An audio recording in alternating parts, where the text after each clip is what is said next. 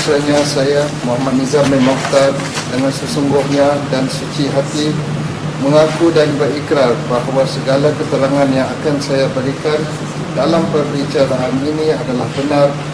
Ia adalah apa-apa yang tidak benar melainkan benar belaka. Baik, itu ya.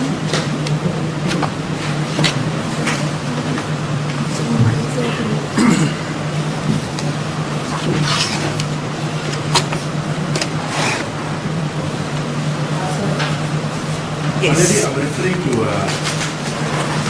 under V. Banks. Bangkok. V. The banks. All the banks. Which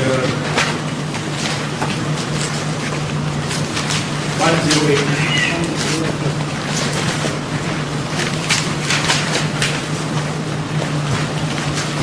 Which 108? Tapi tanya introductory dulu, to identify. Bolehkah Jenisa beritahu apakah jabatan dan juga skop juga tugas di jabatan Tabiatan Agama? Ya. Saya sebagai Ketua Penolong Pengarah Kanan Bahagian Hamilia Strata, Pejabat Tanah dan Galian Negeri Pulau Pinang. Dan pengarah pejabat tanah dan galian. Antara skop dan tugas saya di pejabat adalah untuk selain daripada membuat urusan-urusan tadbiran tanah, juga adalah sebagai gawai yang membuat perakuan serta memproses dan meluluskan dan memperakukan untuk kelulusan hak milik strata serta pendaftaran hak milik strata di negeri Pulau Pinang. Dan Encik Nizam ni berpusat di Pulau Pinang ke di Sifat? Di Pulau Pinang, tingkat 3, Komtar. Jadi semua isu-isu berkenaan dengan pengeluaran satu title tu di bahagian Encik Nizam lah. Ya, betul. Adakah Encik Nizam tahu tentang kes PMCT ni? PMCT Mali mungkin bertanya, betul? Ya, tahu.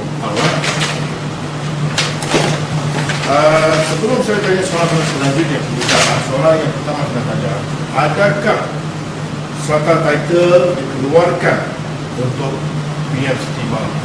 Belum. Belum dikeluarkan, kan? Belum. Okey. Encik Nizam ada tak bundle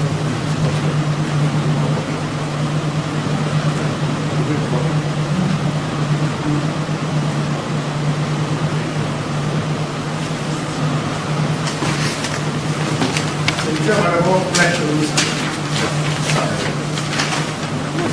Apa saya dulu? Ada?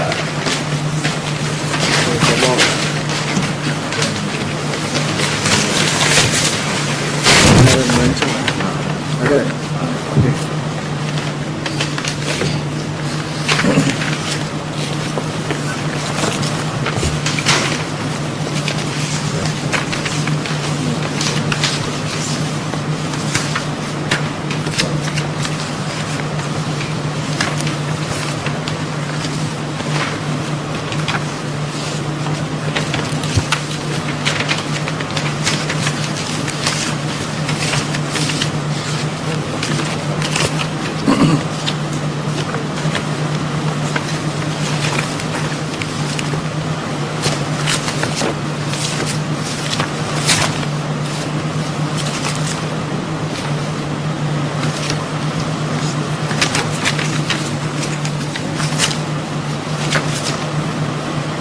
Saya rujuk dah. Boleh ya? Okey, sebelum tu Encik Nizam, bolehkah Encik Nizam bagi keluar mahkamah kenapakah satu title tidak boleh dikeluarkan atau belum dikeluarkan untuk projek ini? Pertama, tengok baik. pertama sekali urusan permohonan bagi permohonan hak milik strata bagi BMCT belum lagi dipohon. Cuma urusan permohonan untuk strata title belum lagi dipohon. belum lagi dipohon. Cuma di peringkat permohonan sekarang ni adalah permohonan sijil formula unit share ataupun SIFUS, SIFUS. So yang mana sijil formula unit share ni, permohonan SIFUS ini merupakan satu proses pra permohonan. Dan proses ni dinyatakan dalam kaedah Milik Strata Negeri Pulau Pinang 2015 yang menyatakan keperluan bagi pemaju untuk memohon sijil formula unit share sebelum permohonan hak milik strata dibuat. So dan masa permohonan sijil formula unit share, bila kita Pejabat Tanah dan Galian bagi hak milik strata menerima permohonan daripada BMCT, semakan dibuat terhadap dokumen yang disertakan. So antara dokumen yang disertakan adalah plan bangunan, satu set plan strata dan juga kebenaran merancang yang dikeluarkan oleh bahagian perancang MPSB, Majlis Perbandaran Sungai Seberang Perai. Dan bila semakan dibuat terhadap kebenaran merancang dan plan yang disertakan, di Pejabat Tanah dan Daerah dapati berlaku pencanggahan terhadap dua dokumen tersebut. Apa dokumen ini? Di mana kebenaran merancang yang dikeluarkan menyatakan di dalam syarat nombor 9 bahawa segala tempat letak kereta di dalam perancangan ataupun di dalam pembangunan kompleks perniagaan ini hendaklah dijadikan sebagai harta bersama dan dipindah milik kepada Perbadanan Pengurusan. Namun dalam permohonan yang dikemukakan oleh pihak pemaju melalui juruhukum menyatakan kami mendapati bahawa semua tempat letak kereta di dalam pemajuan tersebut telah diaksesorikan kepada petak-petak utama di dalam pemajuan tersebut. Oleh sebab itu berlaku pencanggahan di situ antara kelulusan yang dikeluarkan oleh PBT dan permohonan yang dibuat oleh pemaju. Dan dalam tempoh itu juga kami juga membuat beberapa siri query dan juga mesyuarat bersama dengan pihak pemaju, pihak perancang dan beberapa jabatan lagi yang berkaitan. Dan masih lagi keputusan akhir yang diberikan oleh bahagian perancang MPSP mengekalkan syarat nombor 9 iaitu parking kereta ataupun tempat letak kereta perlu dijadikan harta bersama and not accessorized. Jadi kalau maksud Izzat mesti dijadikan harta bersama itu diserahkan kepada siapa? Diserahkan kepada Perbadanan Pengurusan, Itu Joint Management Committee. Komiti lah. Bila title dikeluarkanlah baru MC boleh ditemukan. Jadi mereka lah akan bertanggungjawab tentang kapak tu lah. Yes, menguruskan tempat letak kereta tersebut. Okey. Tapi pada masa sekarang tu ikut rekod yang Encik Nizam ada, adakah dia di bawah kontrol JNB tu ataupun belum lagi? Tidak, kerana tempat letak kereta di dalam dokumen SNP yang telah ditandatangani oleh pembeli telah dijadikan sebagai aksesori, petak aksesori kepada pemilik petak. Alhamdulillah. Jadi dia mesti syarat kemusikan ni mesti diikuti lah. Dipatuhi sebelum permohonan hak milik strata bila masuk nanti diluluskan. Salah. Jadi kalau ikut SMP dengan kereta nombor 9 ni ikut SMP lah yang ditandatangani antara pemaju dengan pembeli lah, betul tak? No, SMP tidak mengikut syarat nombor 9 kebenaran merancang. Dia bercanggah. Finally, I can show the print map. It's on the right hand side, second box. Syarat nombor 9. It's a bit small writing, but the syarat is stated there. Syarat Number 9, very small. This is the tempat letak kereta. Tempat letak kereta dikanangkan dalam kawasan kompleks perniagaan digadiskan harta bersama. This is very small writing. It's on the second box.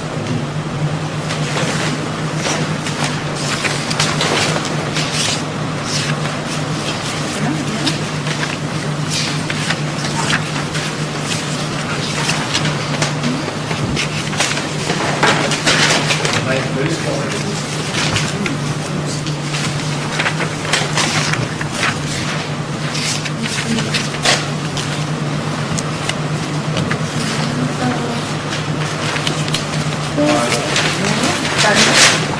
Oh, here. Yeah, I think the older one, the box, it's very small, number 9. Says that di tempat letak kereta adalah terjadi bersama. That's the syarat. So syarat ini sehingga sekarang tidak ditepati lah. Tidak Tidak. diikuti lah. Belum. Adakah apa-apa alasan diberi oleh pihak maju ni? Kenapa ia tidak diikuti? So berdasarkan kepada rekod maklumat ataupun mesyuarat yang diadakan bersama dengan pihak pemaju, pihak pemaju menyatakan bahawa kesemua tempat letak kereta tersebut telah dijual Dijual. kepada pembeli dan telah ditandatangani di dalam SMP yang dibuat antara pembeli dan pemaju. Jadi kan sekarang kita ada dua persangkaan. Satu, pemaju kata telah dijual lah dan dijual ni. Tapi kalau ikut terancang, saya telah memberikan kehendak nombor 9 ni dijadikan sebagai diserahkan JMB. Kalau dia telah dijual tu, bolehkah dia mendapat kebenaran untuk pengeluaran suatu title ataupun hanya hingga syarat nombor 9 ni dipenuhi? Bagaimana? So, dalam keadaan sekarang kelulusan tidak boleh diberikan terhadap permohonan milik serata sekiranya dikemukakan permohonan ke PTG, dan sekiranya permohonan nak dipertimbangkan, dua keadaan yang boleh dibuat lah. Satu, menggugurkan syarat nombor 9 yang mana pihak perancang ataupun di peringkat PBT perlu membuat mesyuarat di peringkat mesyuarat OAC, mendapat keputusan di mesyuarat OAC, dan sebelum itu juga perlu mendapat persetujuan semua pembeli. Semaknanya pembeli perlu diadakan ataupun JMB perlu mengadakan mesyuarat agung luar biasa dan mendapatkan keputusan daripada semua pembeli, dan sekiranya dipersetujui barulah boleh dibuat permohonan kepada bahagian perancang untuk mengeluarkan syarat nombor 9, ataupun syarat nombor 9 itu dipindah keseluruhannya daripada menjadi common property kepada petak aksesori, dan itu juga memerlukan proses masuk kembali kepada mesyuarat OAC, One Stop Center di peringkat MPSP. Tapi semua ni belum dilakukan lagi lah. Belum dilakukan. Jadi adakah apa permohonan daripada JMB untuk menjadikan sebagai buka syarat nombor 9? Tidak bisa kata JMB yang kena buat mesyuarat itu terdiri daripada penduduk-penduduk kan. Adakah mereka adakan JMB EGM ke? Setakat ni belum lagi diadakan EGM, tapi usaha telah dibuat oleh Pesuruhjaya Bangunan MPSP COB untuk mengadakan mesyuarat agung ataupun mesyuarat agung luar biasa untuk mendapatkan keputusan daripada semua pemilik kereta. Jadi kalau pihak pemaju ni, tadi Encik Nisa kata dia telah diaksesorikan dan dijual. Bolehkah Encik Nisa tahu apakah harga yang terlibat ni kerana dijual? Itu saya tak ada maklumat. Tak ada maklumat lah. Jadi setakat ni tak ada apa-apa pindahan di bawah Peraturan Nombor 9 lah. Belum ada. Okey. Sebelum itu juga Encik Nisa telah memberitahu mahkamah terdapat kebenaran merancang development order lah. Okey, apakah development order yang diberi oleh pihak MPSP untuk projek ni? So untuk makluman apa yang tercatat dalam plan yang dibacakan tadi itu merupakan itulah development order. Itulah kebenaran merancang yang dikeluarkan oleh MPSP. Cuma di-incorporatekan atau dimasukkan di dalam plan yang besar tu. So kalau kata development order yang sebenar adalah ni lah, dia ada surat yang dikeluarkan, dan development order ni telah dikeluarkan bertarikh 13 Oktober 2011, yang mana banyaklah syarat yang dinyatakan. Keseluruhan ada 18 syarat dalam kebenaran merancang yang dikeluarkan oleh bahagian perancang MPSP, dan syarat nombor 9 itu termasuklah salah satu syarat yang terkandung dalam development order yang diluluskan pada 13 Oktober 2011. Dan kalau ikut kenalan merancang dan penaik PSP itu, projek ni, AFC ini diluluskan sebagai apa? Kalau ikut diluluskan melalui dokumen development order ataupun pemilihan merancangnya adalah sebagai kompleks perniagaan. Perniagaan lah. Jadi dia punya kompleks perniagaan lah, semuanya lah. Dan adakah apa-apa perubahan ataupun amendment yang dilakukan pihak pemaju kepada PSP? Kalau PSP tahu tentang terdapat sebarang request untuk bertukar, PTD akan dapat tahu kan? Ada. Adakah apa sebarang maklumat daripada isu? Setakat ni tak ada apa-apa permohonan untuk menukar syarat ataupun syarat bangunan ataupun maknanya pembangunan ataupun pembangunan yang dibuat di BMCT kekal masih menjadi kompleks perniagaan. Jadi dia masih lagi sebagai perniagaan lah. Perniagaan.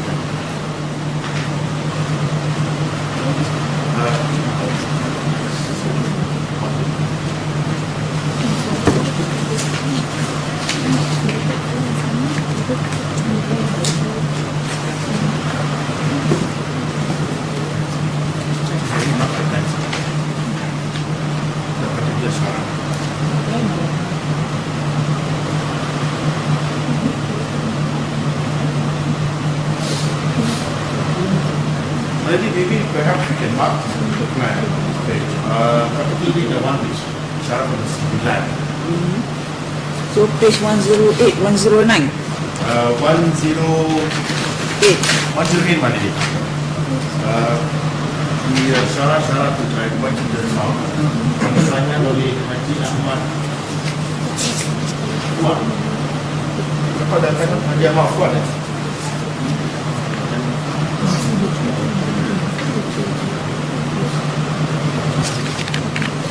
So page 108, bundle V belum tanda lagi ke? Tanda sebagai D68.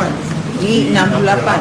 D68. So kalau yang nak tanya syarat nombor 9 tu just D68A lah.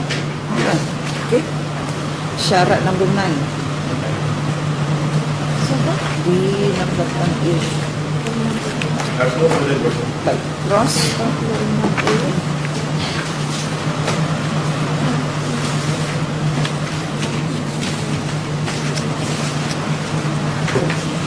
Encik Nizam ya? Ya. Encik Nizam. Baik, saya ada sedikit saja soalan untuk Encik Nizam. Encik Nizam familiar ke dengan keadaan di mana strata title ataupun strata title dalam SMP mesti ada penjualan unit bersama-sama dengan peta aksesori.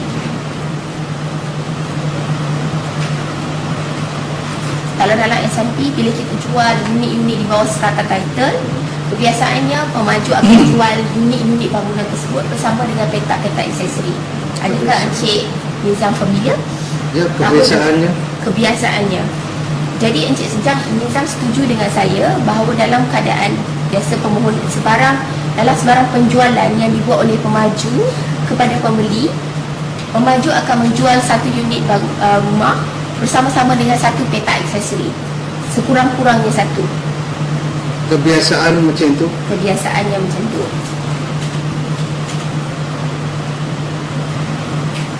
Dalam kes ini, adakah peraturan nombor 9 yang diletakkan oleh MPSP ini untuk menjadikan keseluruhan peta aksesori sebagai common facilities atau hanya sebahagian sahaja?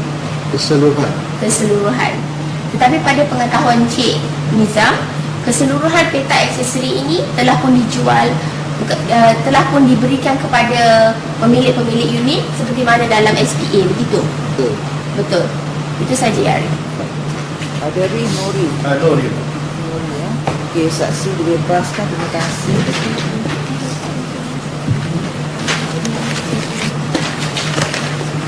Right.